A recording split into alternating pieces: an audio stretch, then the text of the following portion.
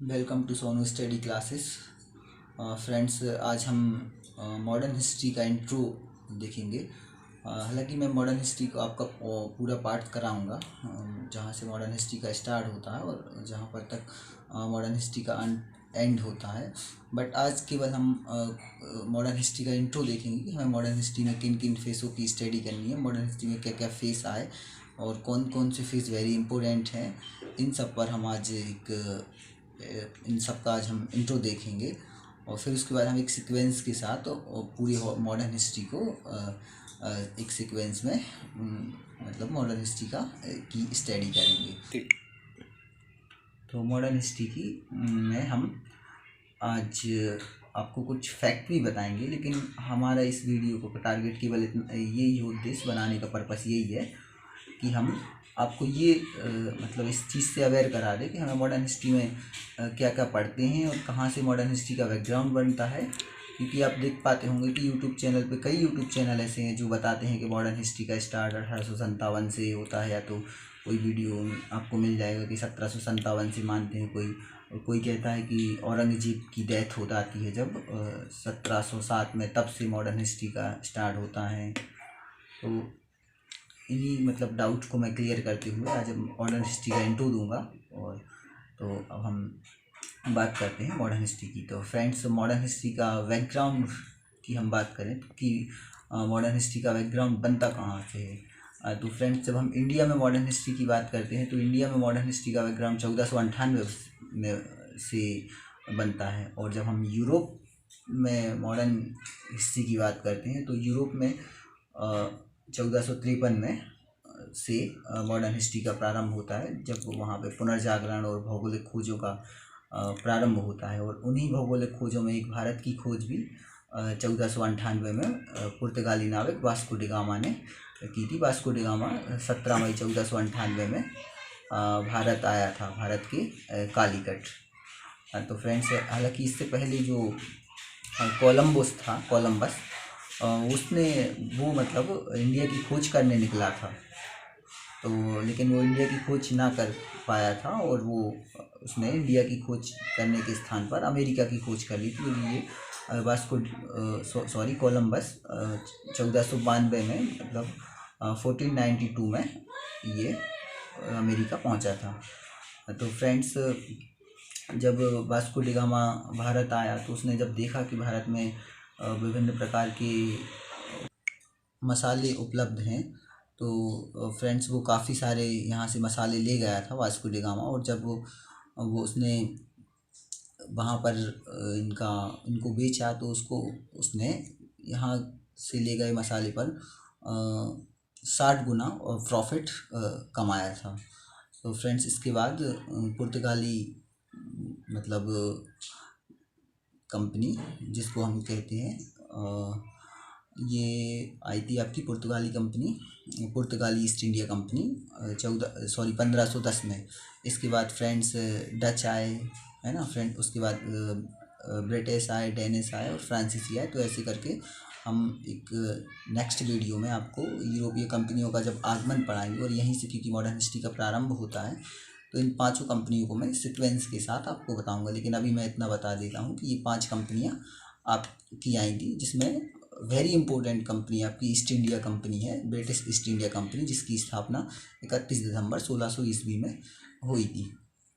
हाँ फ्रेंड्स, तो इसके बाद अब हम पढ़ेंगे मॉडर्न हिस्ट्री में कि जो 1707 में औरंगजेब की मृत्यु के बाद किस प्रकार भारत का मतलब भारतीय शासन व्यवस्था में किस प्रकार से बदलाव आए। कोई एक शासक काफ़ी लंबे समय तक कार्य नहीं कर सका, क्योंकि ये आपको पता है कि मुग़ल काल चल रहा था। मुग़लों में ही मतलब 1757 में औरंगजेब की डेथ के बाद मतलब कभी 2 साल किसी ने किया मतलब कार्यकाल संभाला, किसी ने 4 साल। तो इसी का मतलब फ़ायदा उठाते हुए विदेशियों ने हमारे इंडिया पर अटैक किया। और आपको बता दूं मैं कि जो नादिर शाह ने 1739 में काफ़ी मतलब एक अटैक किया था भारत पर।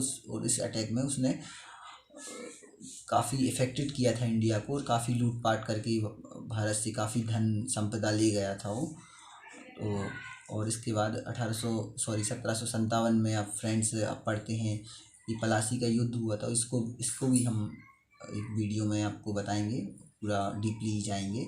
और आपको पता है कि बक्सर का युद्ध जो हुआ था 1764 में, जिसमें 1764 के बाद ही मतलब ब्रिटिश ईस्ट इंडिया कंपनी का और ज़्यादा प्रभुत्व बढ़ गया था। इसके बाद 1773 में जो रेगुलेटिंग एक्ट आया था, जिससे कि ब्रिटिश ईस्ट इंडिया कंपनी का और प्रभुत्व बढ़ गया था। इसके बाद हम पढ़ेंगे 1857 का प्रथम स्वतंत्रता संग्राम, और 1857 की प्रथम स्वतंत्रता संग्राम के बाद तो फिर आपको पता ही होगा कि भारत का पूरा शासन व्यवस्था ब्रिटिश सत्ता के हाथ में चली गई थी, और पूरी भारतीय शासन व्यवस्था का संचालन ब्रिटिश ईस्ट इंडिया कंपनी से छीनकर सीधा ब्रिटिश साम्राज्य के नाम पर चलाया जाने लगा था।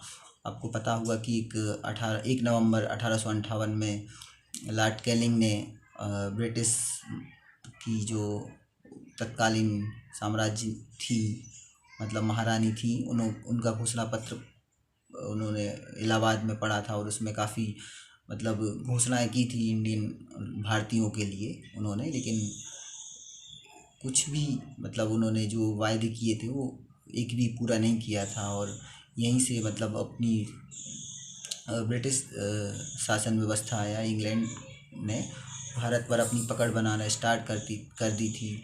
और इसके 1857 की क्रांति से हालांकि 1857 की क्रांति के बाद हालांकि आपको पता है कि भारतीयों में राष्ट्रीय चेतना और जागृत हुई थी। राष्ट्रीयता की प्रबल भावना मतलब काफ़ी बढ़ रही थी भारतीयों में राष्ट्रीयता। और इसके साथ साथ कुछ प्रमुख शिक्षित वर्ग के लोग थे जो कि भारतीयों को अपने अधिकारों कर्तव्यों से अवेयर करा रहे थे, और इसी तारतम्य में काफ़ी एसोसिएशन ऑर्गेनाइजेशन मतलब निकल कर सामने आए। स्थानीय लेवल पर देखें हमने या प्रांतीय लेवल पर, जैसे कि बंगाल प्रेसिडेंटियल सभा है, और बम्बई प्रेसिडेंटियल, मद्रास प्रेसिडेंटियल, और कलकत्ता एसोसिएशन, ऐसे करके कई स्थानीय और प्रांतीय एसोसिएशन या ऑर्गेनाइजेशन निकल के आ रहे थे। तो इसी क्रम में 1885 में इंडियन नेशनल कांग्रेस का जन्म होता है, और इस इंडियन नेशनल कांग्रेस के जन्म से भी दो विचार निकल के आते हैं। कुछ लोग तो मानते हैं कि ये तो मानते थे कि ये ब्रिटिशों मतलब इंग्लैंड के लोगों द्वारा या ब्रिटिश द्वारा स्थापित की जा रही है संस्था, तो ये ब्रिटिश के हितों का ध्यान नहीं रखेगी। और कुछ भारतीय ऐसे थे जिनका मानना था कि हमें एक नेशनल लेवल का मंच चाहिए है, जिससे कि हम अपनी बात रख सकें। और तो जैसे कि इन लोगों में दादा भाई नौरोजी, महादेव गोविंद राणाडे, और दादा भाई नौरोजी को आप जानते हैं कि काफ़ी वयोवृद्ध के नाम से भी जाना जाता है, और उन्होंने वेल्थ ऑफ नेशन के माध्यम से द प्रॉपर्टी ऑफ करके इन्होंने एक बुक्स लिखी थी। उसके माध्यम से ये बताया था कि जो भारत का धन है ब्रिटिश किस तरह से जा रहा है, और उन्होंने एक राष्ट्रीय आय का भी गणना की थी। उस समय पे बताया था उन्होंने कि प्रत्येक व्यक्ति की केवल मतलब प्रति व्यक्ति इनकम 20 रुपीज़ है, उस टाइम की बात ही है। इसके बाद फ्रेंड्स, जब हम कांग्रेस की शैशव काल का अध्ययन करेंगे, कांग्रेस का शैशव काल हम कह सकते हैं 1885 से 1905 तक, और इसके बाद उदारवाद के बाद उग्रवाद अपना मतलब का उद्भव होता है, और उग्रवाद का उद्भव होता है। और उग्रवाद का भी कार्यकाल ये मतलब रहा है 1905 से 1919 तक। जिसमें उग्रवादियों में प्रमुख रूप से अब हम पढ़ेंगे बाल गंगाधर तिलक, लाला लाजपत राय, विपिन चंद्र पॉल और क्रांतिकारियों का भी हम इसी मतलब क्रम में अध्ययन करेंगे। इसके बाद अपन पढ़ेंगे गांधी युग का प्रारंभ होता है आपका 1919 में। हालांकि गांधी जी, आपको पता होगा कि 9 जनवरी 1915 में दक्षिण अफ्रीका से भारत आ गए थे, और उसके बाद कम से कम उन्होंने 1-1.5 साल तो इंडियन पॉलिटिक्स को जाना, क्योंकि उनके जो गुरु थे उन्होंने उनको सजेस्ट किया था कि आप पहले भारत में जो राजनीतिक व्यवस्था चल रही है उसको अच्छे से उसका अध्ययन कर लें या उसकी स्टडी कर लें, उसके बाद ही आप इंडियन पॉलिटिक्स में प्रवेश करें। और फिर जब उन्होंने भारतीय राजनीतिक व्यवस्था की कमान संभाली तो उन्होंने कई आंदोलन किए। इसके प्रारंभ में ही उन्होंने चंपारण सत्याग्रह और ये बारडोली सत्याग्रह और ये खेड़ा सत्याग्रह, इनका सबका उनके नेतृत्व में ये आंदोलन हुए थे। इसके बाद 1919 का जो मॉन्टेक्यू चेम्सफोर्ड और 1919 का अधिनियम था, और 1919 में जो जलियांवाला बाग जो कि अमृतसर में हुआ था, इसके ही अगेंस्ट, और ये खिलाफत आंदोलन जो इसके ही अगेंस्ट उन्होंने असहयोग आंदोलन छेड़ा था, जो कि 1920 में ही स्टार्ट हुआ था। और 1900, हालांकि ये ज़्यादा दिनों तक नहीं चल सका था, और ये वो चोरा चोरी जब घटना हुई थी उत्तर प्रदेश के चोरा चोरी नामक स्थान पर, जबकि 22 पुलिसकर्मियों को भारतीयों ने जला दिया था, पुलिस थाने में आग लगा दी थी। तो उससे प्रभावित होकर महात्मा गांधी जी ने ये मान लिया था कि ये आंदोलन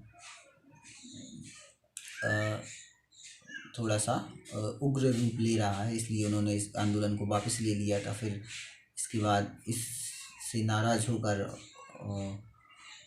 उन्होंने जो CR दास और मोतीलाल नेहरू थे, इन्होंने एक अपनी अलग सोसाइटी की स्थापना की। और इसके बाद फिर से महात्मा गांधी जी ने एक आंदोलन छेड़ा, जिसे हम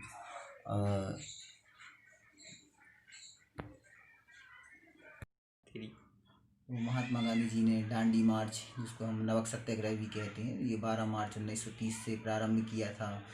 तो जिसमें उन्होंने 24 दिन की यात्रा की थी। इस आंदोलन में साबरमती से इनकी यात्रा प्रारंभ हुई थी, और ये 6 अप्रैल को इन्होंने नमक हाथ में लेकर नमक कानून को तोड़ा था, यह इसका उल्लंघन किया था। तो इसके बाद इसी क्रम में 3 गोलमेज सम्मेलन हुए। फर्स्ट गोलमेज सम्मेलन 1930 में हुआ था, जिसमें महात्मा गांधी जी ने पार्टिसिपेट नहीं किया था। लेकिन सेकेंड गोलमेज सम्मेलन में हालांकि महात्मा गांधी जी ने पार्टिसिपेट किया था, जो कि 1931 में हुआ था, और इसमें महात्मा गांधी जी का बहिष्कार हुआ था। तो उन्होंने फिर थर्ड गोलमेज सम्मेलन में पार्टिसिपेट नहीं किया था। लेकिन मैं आपको यहाँ बता दूं कि जो भीमराव अम्बेडकर जी थे, इन्होंने तीनों गोलमेज सम्मेलनों में पार्टिसिपेट किया था। और इसके बाद हम 1935 का जो अधिनियम है, जिसको हम कहते हैं कि भारतीय संविधान में इसका 80% भाग शामिल किया गया है, तो इसको पढ़ेंगे। इसके बाद इसमें जो 1937 में इलेक्शन हुए थे, इसको भी हम मॉडर्न हिस्ट्री में देखेंगे एक सीक्वेंस के साथ।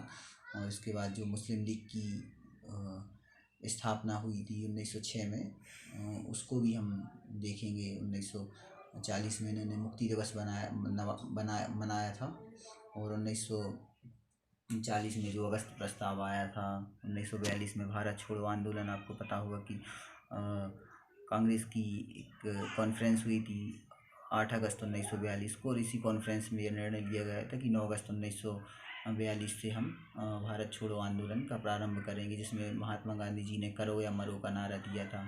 तो इसको भी हम डीपली जाएंगे। इसके बाद 1946 में जो कैबिनेट मिशन भारत आया था इंडियन कॉन्स्टिट्यूशन के निर्माण के लिए, इसका स्टडी करेंगे। 1947 में जो अंतरिम सरकार की स्थापना हुई थी, इसकी भी हम चर्चा करेंगे। तो यही 1947 के तक हम इंडिया को स्वतंत्र कराकर मॉडर्न हिस्ट्री को फिनिश करेंगे। Friends, thank you for watching.